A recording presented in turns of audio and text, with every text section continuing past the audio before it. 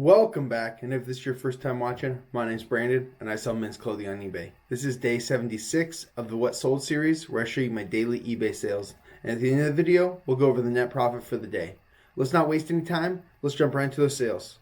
The first sale of the day was this Mickey Unlimited sweatshirt in a men's XL. It was vintage, and it sold in 8 months for a best offer of $17 plus shipping. Sale number 2 was this CarMax polo shirt in a men's 4XL. This took 3 months to sell and it sold for the full sale price of $15 plus shipping.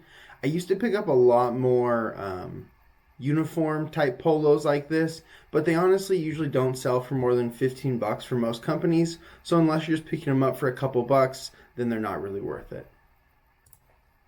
Sale number 3 was this Pendleton board shirt in a men's XL tall. This sold in 1 day for a best offer of $40 plus shipping. When I picked this up, I actually thought it was going to sell for closer to like $60, but it did have some small holes on it that I missed, and it still sold quickly for 40 bucks, so I'm not mad. Sale number 4 was a vintage Disney Hawaiian shirt in a men's large. This one had Tigger all over it. It sold in 3 months for a best offer of $22 plus shipping. Sale number 5 was a Wrangler jacket, but it was from Cheyenne Frontier Days. I think that's in Wyoming. And it sold in 1 day for a best offer of $50 plus shipping. Sale number 6 was a Wrangler button-up shirt in a men's medium. This one took 8 days to sell, and it sold for a best offer of $30 plus shipping. This one was just a button-up, I believe, not a pearl snap. And it still sold for a good amount, so even the button-up ones can do well if they have a good print. Sale number 7 was a Tommy Bahama Hawaiian shirt in a men's 2XL. It was one of the ones that had an embroidery on the back. Those ones always seem to do some of the best. So this one sold in 1 day for $30 plus shipping. Sale number 8 was one of these Plainsman Western shirts in a men's large tall. This sold in 11 days for a best offer of $25 plus shipping. I had about 20 or 30 of these, and these have almost all sold. Sale number 9 was a Ralph Lauren sweater in a women's large. It did have a snowflake on the front of it, and it sold in 9 months for a best offer of $20 plus shipping. Sale number 10 was a Rain Spooner Hawaiian shirt in a men's 3XL. This one took 9 months to sell, and it sold for a best offer of $17 plus shipping.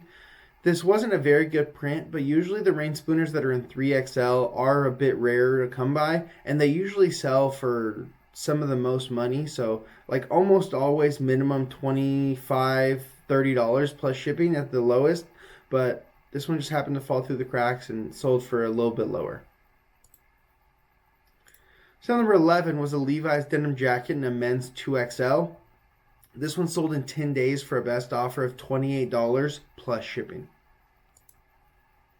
Sale number 12 was another Rain Spooner Hawaiian shirt. This one was in a men's XL. It did have a pretty unique print, but it still only sold for $15, and it took 7 months. This is one of the ones that ended up going on sale and probably sold a little bit lower than it should have. But like I say, sometimes I sell some for more than they should sell, so it kind of works out in the end. Sale number 13, another one that has a pretty good print and fell through the crack. I probably would also add the keyword mosaic to this. It does have some of those like mosaic look on it, but this one sold in 9 months for a best offer of $20 plus shipping. Sale number 14 was a Dixon flannel in a women's medium. This took 8 days to sell, and it sold for a best offer of $40 plus shipping.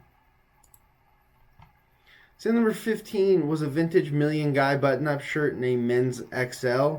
These are like one of those Y2K shirts. They're all polyester, and they just always have crazy prints on them. You'll find these often, and they can sell decently. They are very dependent on what the print is, but I would definitely throw in the word Y2K.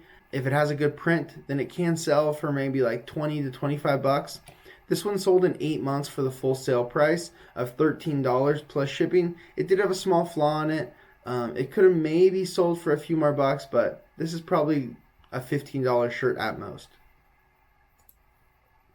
Sale number 16 and the final sale of the day was this Pendleton flannel shirt. This one was called the Lodge shirt. Let me show you guys, sometimes above the label the Pendletons have names of the shirts. If they do, make sure you include those because that can change the price significantly. This one also had on the bottom flap the type of plaid that it was. This happens every once in a while. If it does, make sure you include that as well. I think that is actually what helps sell this one so quickly and for so much. This one sold in 2 days for full price, $60 plus shipping. This is also a very good size for Pendleton flannels, 2XL tall.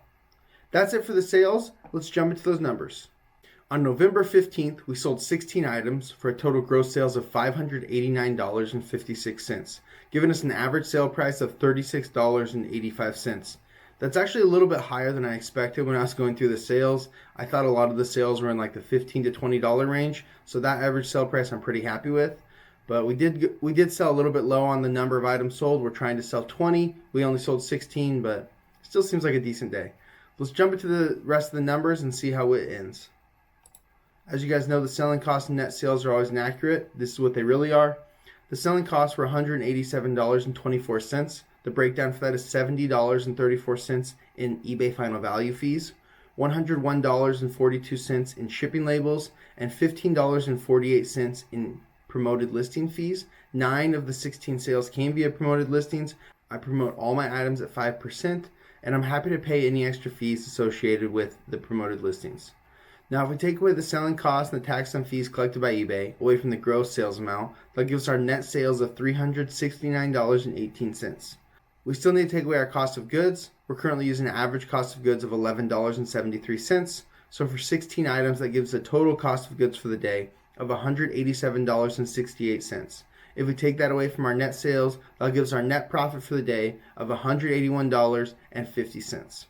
Not bad, like I said, considering the items that I did sell. I didn't think it was going to be that great a day, but not too bad. We are a little bit low on the items that we sold, so we will have to reinvest a little bit of the profit to account for those 4 items that we're missing.